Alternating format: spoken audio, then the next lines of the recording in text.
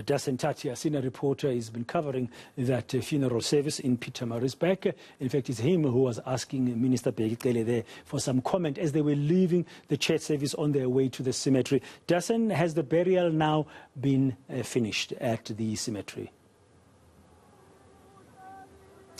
Pradan, this is the final stage here. What's happening behind me, that's the end of the burial. The members of the community as well as family members are now just covering up the grave. So what you hear behind me, that singing, that bell that you hear, that marks the end of a chapter, the end of Sergeant Busisiwe Mjwara's journey.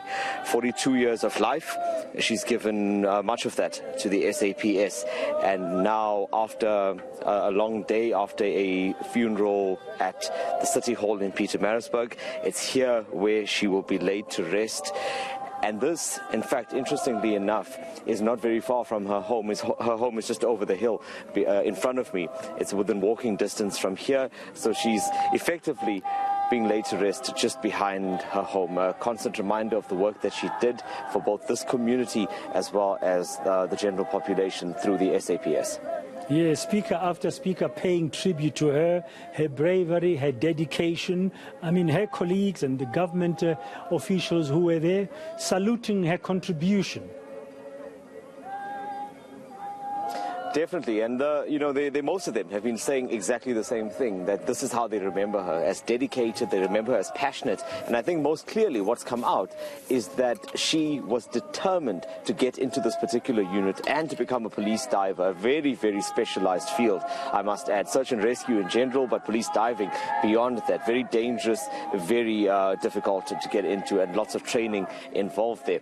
Colleagues telling us that she was among the best. But I think who may have summed it up best was her unit commander, Lieutenant Colonel Skalk.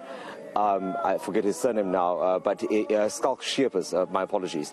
He spoke at the funeral earlier. So the family and the relatives, I'm sure they feel comforted by the kind of support and respect and the accolades that have been afforded to their daughter, their mother, their family member, their loved one. They have been. So the family has, I think, it's really hit home for them today. And the police minister summed it up quite nicely.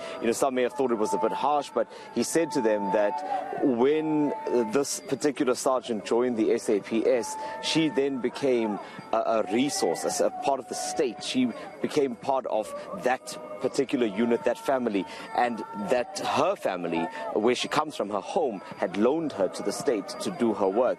And it's now, at some point, the National Police Commissioner even apologizing for bringing her back like this, where she had passed away. And we know that this happened while she was on duty, while she was searching for those members, those 3 family members that were lost in the Msunduzi River. Yes, and Dasen, the family, in terms of messaging-wise, how have they come across? Obviously, it's a sad occasion, and now they've just buried their loved one. What was the sentiment of the family on this sad day? I lost the last part of your question there, Bradan, but the family now, I think, finally, with this happening, they have some sense of closure, because what they will know and what they've shared with us is that today they've buried a hero, and that's been made clear, especially because of the kind of work that was being done by Sergeant Mjwara in the aftermath of the KZN floods, and it was that moment that she passed away that they realized that this was the danger that she faced every single day. This was how she left home. This was what other police officers faced as well. So right now, all they take comfort in is knowing that that is how she's being remembered, that she passed away doing exactly what it is that she felt she was destined to do. But at the same time, there is a void that won't be filled, because you would know by now that she also has 2 very young daughters, and she leaves behind her husband as well as the other family members, and her memory will not be forgotten.